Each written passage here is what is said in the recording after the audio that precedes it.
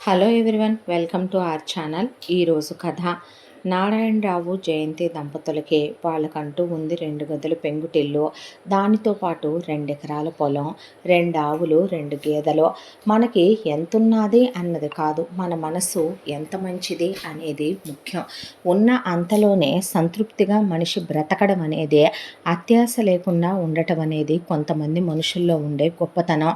ఆ 2 ఎకరాల పొలాన్నే నారాయణరావు వ్యవసాయం చేస్తూ ఆ ఉన్న 2 ఆవులు, 2 గేదెల్ని ఆవిడ పాడి చేస్తూ ఇంట్లో గృహిణిగా ఉంటూ చక్కగా కాపురాన్ని అన్యోన్యంగా సాగించే దంపతులు వీళ్ళు.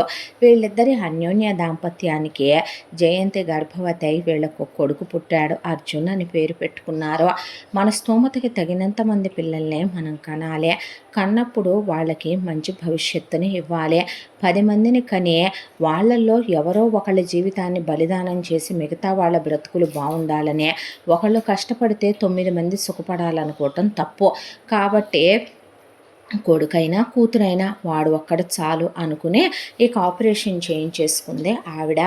ఆయన ఎంతో ఆనందపడ్డాడు. భార్య తన్నే అర్థం చేసుకున్నందుకు. ఉన్న ఒక్క కొడుకుని ప్రయోజకుణ్ణి చెయ్యాలనే దాంతో భార్యాభర్తలు ఇద్దరూ కష్టపడే మనుషులే కాబట్టి వాళ్ళ కష్టార్జితంతో పిల్లాడిని చిన్నప్పటి నుంచి గవర్నమెంట్ స్కూల్లో ఏమీ వేయకుండా పక్కనే ఉన్న టౌన్కు పంపించి ప్రైవేట్ స్కూల్లోనే చదివించారు. చిన్నప్పటి నుంచి పిల్లాడికి వాళ్ళు మంచి బుద్ధులే నేర్పించారు. ఎవరేమి చెప్పినా అర్జున్ తన మనసుకి తను నచ్చింది మాత్రమే తను చేసేటటువంటి తత్వంతో పెరిగిన పిల్లాడు. కాలచక్ర ప్రవాహంలో పిల్లాడి 10th అయిపోగానే మంచి మార్కులు తెచ్చుకొని 100కు 100 తెచ్చుకోవడంతో తక్కువ ఫీజులతోనే ఇంటర్లో సీటు. ఆ తర్వాత అందరి పిల్లలు ఇంజనీరింగుల వైపు మొగ్గు చూపిస్తుంటే, డాక్టర్ల వైపు మొగ్గు చూపిస్తుంటే నాకు అలా ఇష్టం లేదు అని చెప్పి తల్లిదండ్రుల పరిస్థితుల్ని దృష్టిలో పెట్టుకొని పరిస్థితులకు తగ్గట్టుగానే ఒక మనిషి కలలు కనాలి. ఒక మనిషి ఆశల్ని నెరవేర్చుకోవటానికి మార్గాలెన్నో. తన తండ్రి కష్టార్జితంతో తన్ను చదివించి ఇంత ప్రయోజకుణ్ణి చేశాడు.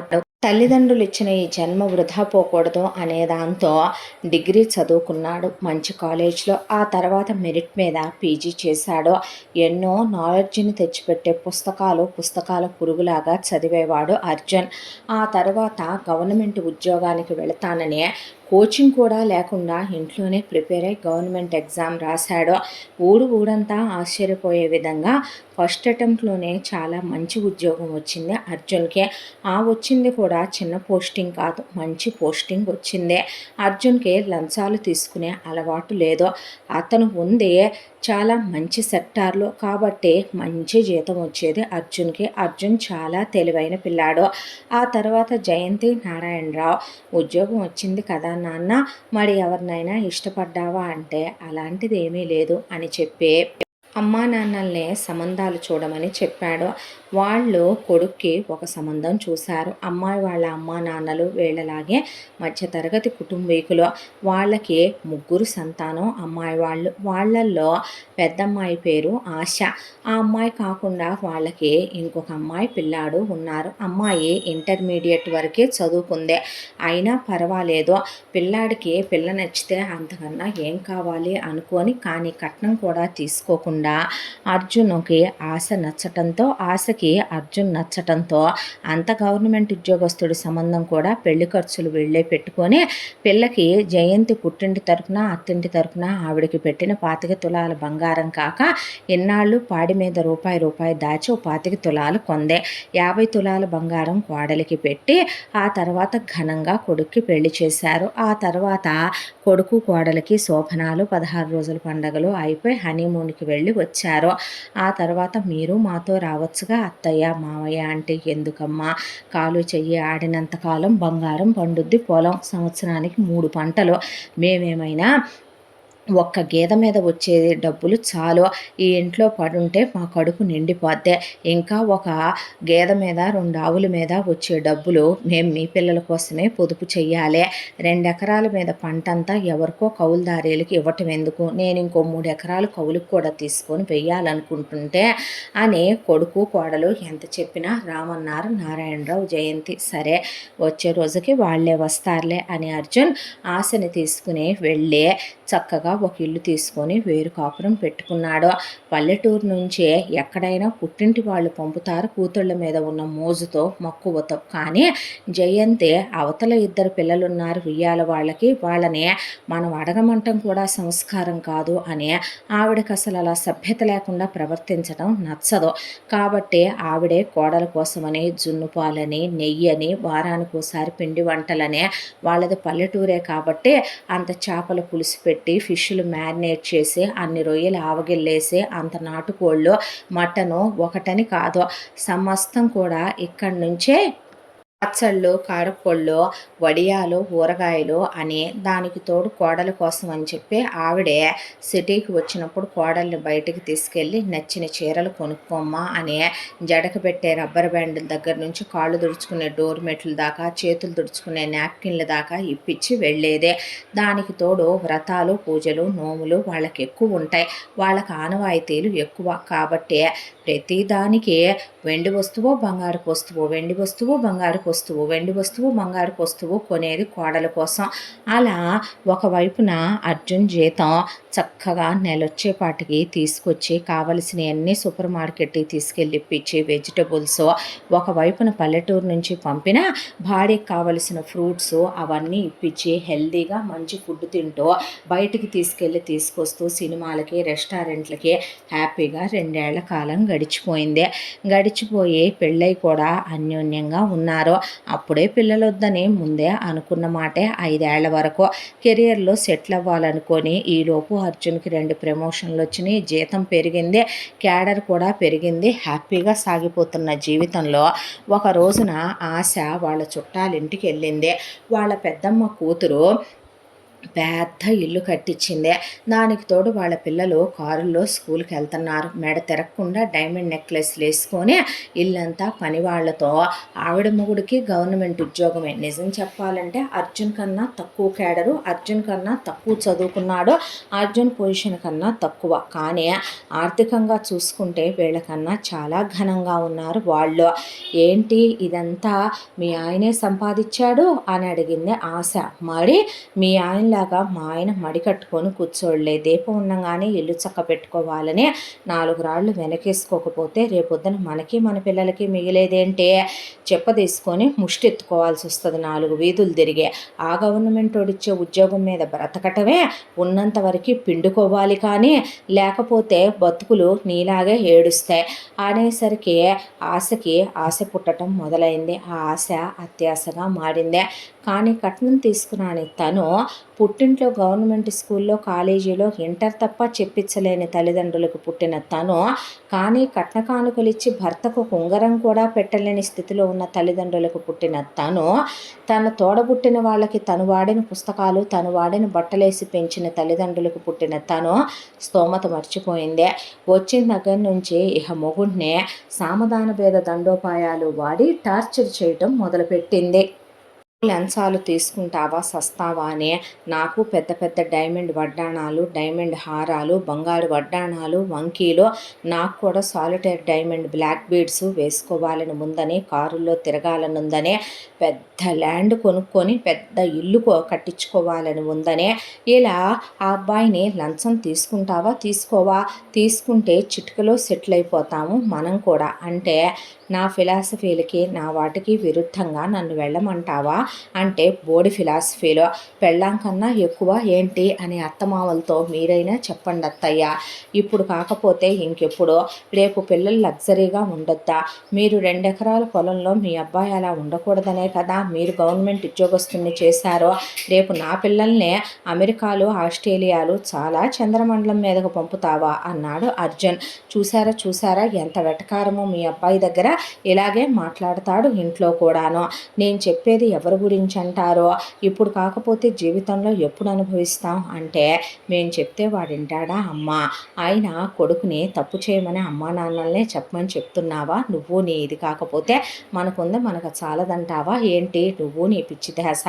ఎవడు ఏం చెప్పినా అర్జున్ వాడికి నచ్చిందే చేస్తాడు అనేసరికి ఎలా ఉందా వీళ్ళ పని అని చెప్పి రోజు యాగాతం. నువ్వు నా ఒంటి మీద చెయ్యొద్దంటాం, తిండి తిన్నంటాం, ఇంట్లో స్నానం చేయకుండా అలాగే పడుకోవటం, పండగ వచ్చినా ఇల్లు కనీసం ఊడవటం కూడా లేకపోవటం, పని వాళ్ళని వద్దంటాం, ఆ అబ్బాయిని టార్చర్ చేయటం మొదలుపెట్టింది.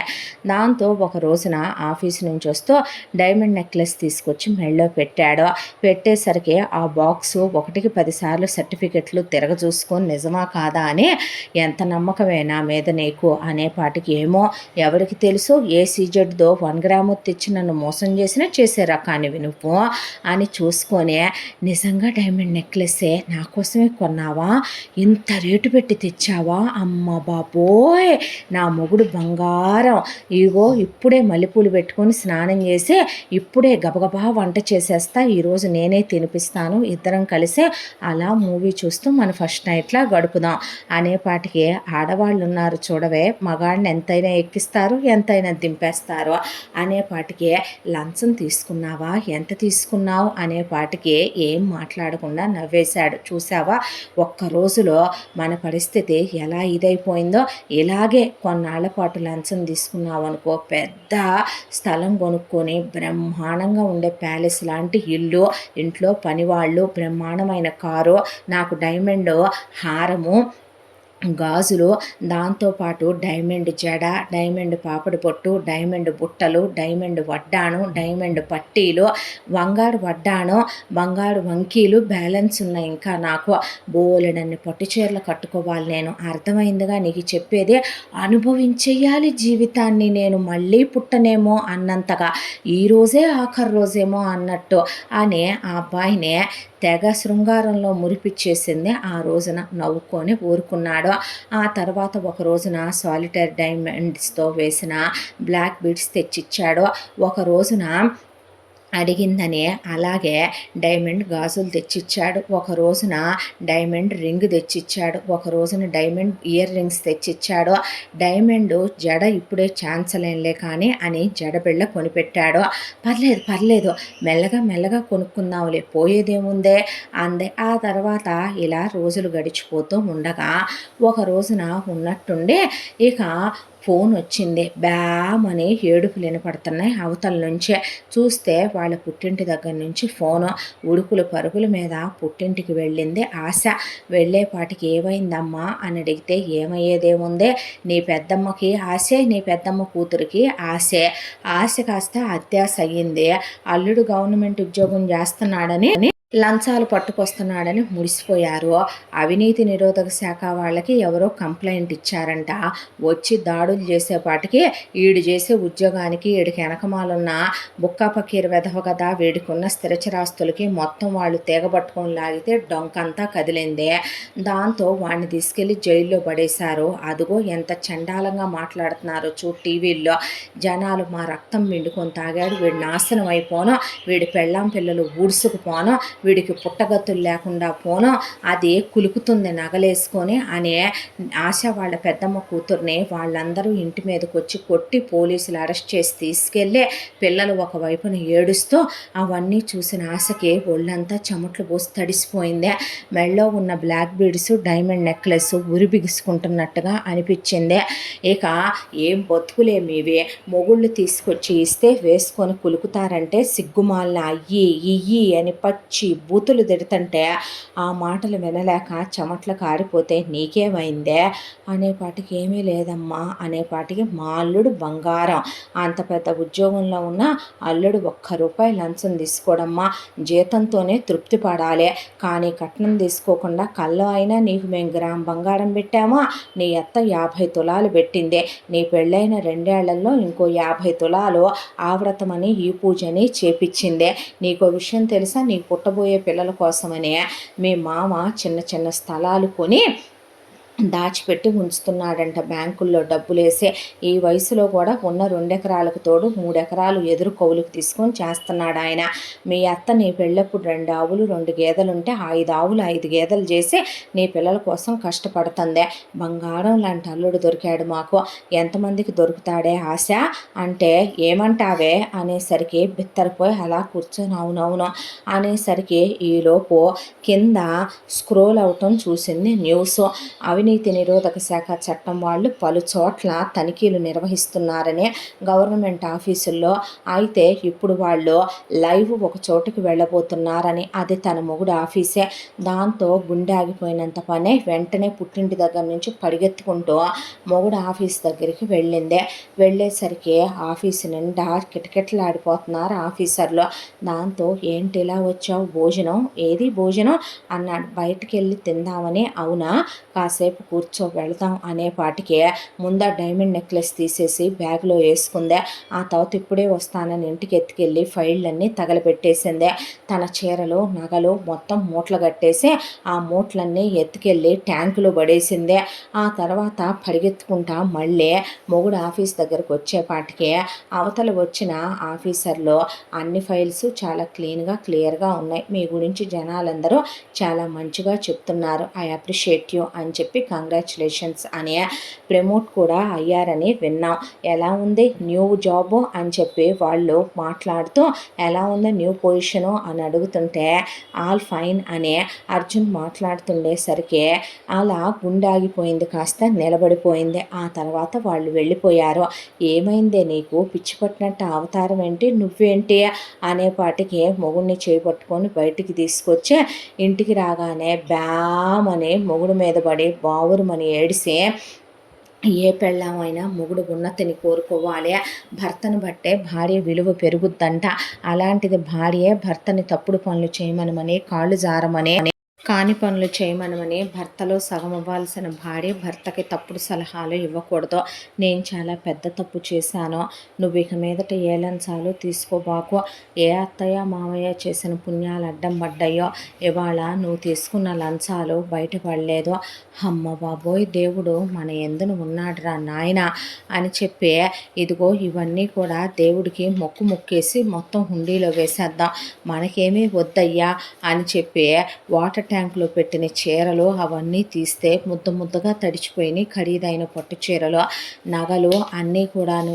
ఏం చేశావే అని అడిగితే వాళ్ళెక్కడ ఇంటి మీదకి వచ్చి పడతారేమోనని అన్నీ ఇందులో పడేశాను అనేపాటికి పెళ్ళాం తత్తరపోవటం చూసి దేవుణ్ణి దేవుడా అని ఆగు, అవన్నీ నా కష్టార్జితంతో కొన్నయ్యే, చాలే ఊరుకో, ఏం మాటలవి, రాముడి వల్ల సీత గొప్పతనం పెరిగింది, రావణాసురుడి వల్ల మండోదరి పాతివ్రత్యం ఉన్నా పతివ్రత అయినా కూడా ఎవరో గుర్తించిందే లేదో, చివరికి అలాగే అయిపోద్ది మన పరిస్థితి కూడాను అని చెప్పంటే, చా నోరుమోయ్, నువ్వు చెప్పావని నువ్వు చెప్పిన బుద్ధి జ్ఞానం లేని మాటలన్నీ విన్నాను అనుకుంటున్నావా ఏంటే, లంచం తీసుకొని కొన్నవి కాదివే, నా కష్టార్జితంతో కొన్నాయి, కష్టార్జితంతోనా ఎలా కొన్నావు అని అడిగింది ఆశ.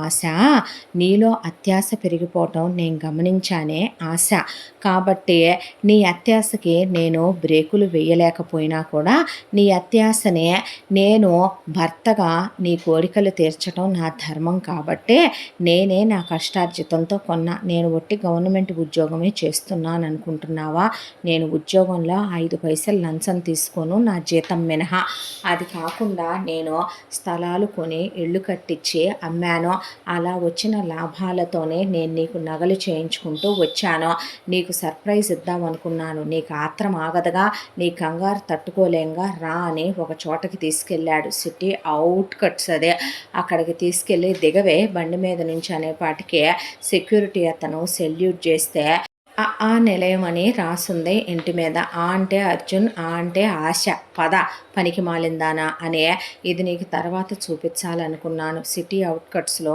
నా కష్టార్జితం పెట్టి నేను ఎల్ఐసి పాలసీలు చేయించే, ఆ తర్వాత మ్యూచువల్స్లో నా జీతాన్ని అంతకుముందు పెళ్ళి కాకముందు సేవ్ చేసింది, పెళ్ళైన తర్వాత సేవ్ చేసిందే, నా కష్టార్జితంతో నేను ఇల్లు కట్టించి అమ్మిందే, ఫ్రెండ్స్తో స్లీపింగ్ పార్ట్నర్గా చిన్న బిజినెస్ల్లో పెట్టుబడులు పెట్టినవే, అవన్నీ కాకుండా నేను డిగ్రీ పిల్లలకి నీకు తెలియకుండా హోమ్ ట్యూషన్లు చెప్పాను, ఇలా నేను ప్రతి రూపాయి కూడా కష్టపడి పోగు చేసుకుందంతా కలిపి ఇదిగో ఇక్కడ నీ కోసమనే సిటీ అవుట్కట్సే, కాకపోతే ఇది 30 సెంట్ల స్థలం, ఇందులో నువ్వు కావాలనుకున్న ప్యాలెస్ లాంటి ఇల్లు కట్టించాను, నువ్వు అడిగిన మోడల్ ప్రకారమే, అలాగే కారు కొన్నాను నీ కోసమని, డైమండ్ నెక్లెస్ ఆల్రెడీ నీకే ఇచ్చా, డైమండ్ హారం నీకే ఇచ్చా, సాల్టరు నువ్వు అడిగినటువంటి బ్లాక్ బీడ్స్ నీకే ఇచ్చా, బ్యాంగిల్స్ ఇచ్చాను, వడ్డానం జడ అడిగావు కదా ఈగో అవి నీ కోసం తీసుకున్నాను, వడ్డానం వంకీలు అడిగావు కదా తీసుకొని పెట్టాను, ఇక గృహప్రవేశమే చేసుకోవాలి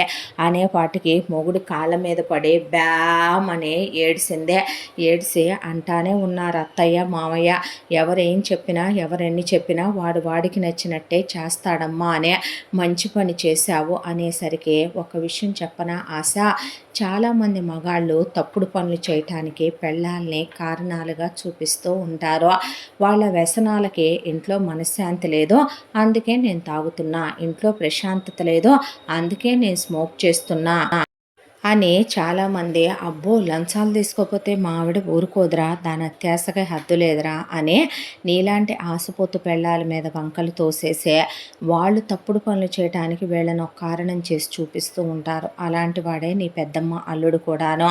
వాడికి వాడున్నటువంటి సెక్టార్ ఎలాంటిదో, అందులో ప్రమాదాలు ఎన్నున్నాయో తెలిసి కూడా నిజం చెప్పాలంటే పొగరు, బలుపు, అహంకారం, గర్వంతో పేదవాళ్ళని చూసుకోకుండా మంచి చెడు ఆలోచించుకోకుండా లంచాలు తీసుకున్నాడు వాడు. కాబట్టే ఈ రోజున వాడి పరువు పోవటంతో పాటు, జైలుకి వెళ్ళటంతో పాటు, ఉద్యోగం పోవటంతో పాటు, ఆస్తంతా జప్తు అయిపోవటంతో పాటు, అప్పుల పాలవటంతో పాటు, దర్జాలు దర్పాలకి పోయి పెళ్ళాం బిడ్డల్ని వీధిలో నుంచోబెట్టాడు ఈ రోజున. రేపు బయటకు వచ్చాక భవిష్యత్తు ఏంటో తెలియదు. మన వల్ల మన భార్య పిల్లలు విలువగా గౌరవంగా బ్రతకాలే తప్ప ఎప్పుడు వాళ్ళు తలదించుకొని అవమానాల పాలై నలుగురిలో చీత్వు అని అనిపించుకోకూడదు. ఒక విషయం చెప్పనా, నువ్వు చెప్పావని నేను వింటూ పోతే ఈ పాటికి నేను శ్రీకృష్ణ జన్మస్థానంలో కూర్చుని చాలా కాలం అయి ఉండేది. చిన్నప్పటి నుంచి 2 ఎకరాల పొలంలో మా నాన్న నన్ను పెంచి పెద్ద చేసిన ఏ రోజు ఆయన నిజాయితీ మానేయలేదో, తప్పుడు పనులు చేయలేదు. ఈ రోజుకి సేంద్రియ వ్యవసాయం చేస్తాడు తప్ప కల్తీ పురుగుల మందులు కూడా కొట్టడా ఆయన, జనం ఆరోగ్యం మీద ప్రభావం చూపిస్తాయనే. మా అమ్మ పాల విషయంలో పాడి తక్కువ వస్తే తక్కువ వచ్చిందని చెప్పుద్దే తప్ప నీళ్లు కలపదో. అలాంటి నీతి నిజాయితీ ఉన్న అమ్మా నాన్నలకు పుట్టి వాళ్ళ పెంపకంలో పెరిగాను నేను. నువ్వు బుద్ధి లేకుండా ఎవరో చెప్పారని ఆశకు వెళ్ళి అత్యాశకు వెళ్ళే నువ్వు నీదేం పోయింది చేయి అంటావో, నీ మాటలు విని బుద్ధి లేకుండా పెళ్ళాని చెప్పింది కదా అని వెళ్ళి చేస్తే నా బ్రతుకులో బ్రతుకు లేకుండా పోద్దే.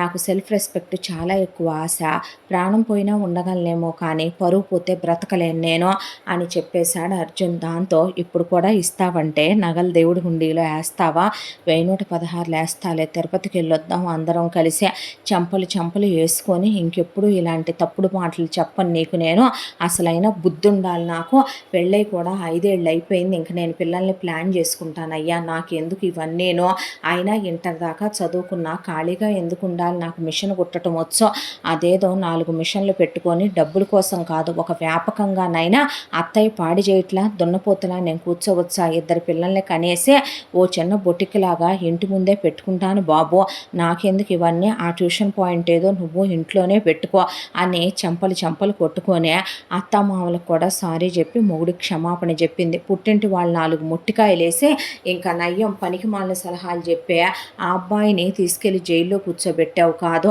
అల్లుడు మంచోడు కాబట్టి సరిపోయింది అనే లోపే ఆ అబ్బాయి పాపం తన కష్టార్జితంతోనే ఆశ చెల్లెల్ని చదివించే ఆ అమ్మాయి చేత గవర్నమెంట్ ఉద్యోగానికి రాయిస్తే గవర్నమెంట్ ఉద్యోగం వచ్చింది. మంచి అబ్బాయిని చూసి కట్నం లేకుండా పెళ్లి చేశాడు అర్జున్. ఆశ తమ్ముడిని కూడా చదివించి గవర్నమెంట్ ఉద్యోగం రాసి ఒక మంచి అమ్మాయిని చూసి పెళ్లి చేసే అత్తారింటి వాళ్ళకు కూడా కొడుకై నిలబడ్డాడు. అలాంటి మంచి మొగుడు విలువ తనే తెలుసుకోలేదని బుద్ధొచ్చింది ఆశకే. అత్తగారే 2 పురుళ్ళు పోసింది, పిల్లల్ని మేము ఉంచుకుంటామమ్మా మీ సంతోషానికి, అప్పుడే వాళ్ళు అడ్డెందుకులే కానీ వాళ్ళకి 5వ తరగతులకు వచ్చినప్పుడు మా ఓపిక తగ్గిపోయి అప్పుడుకి వస్తాంలే అని ఆవిడే పిల్లల సంగతి చూసుకుంటానని తీసేసుకుంది. ఆ తర్వాత ఆశ వచ్చి ఖాళీగా ఉంటే బుర్ర పిశాచాల కోట అని పెద్దోళ్ళు అందుకే అంటారని ఓ బొటికి పెట్టుకుందే.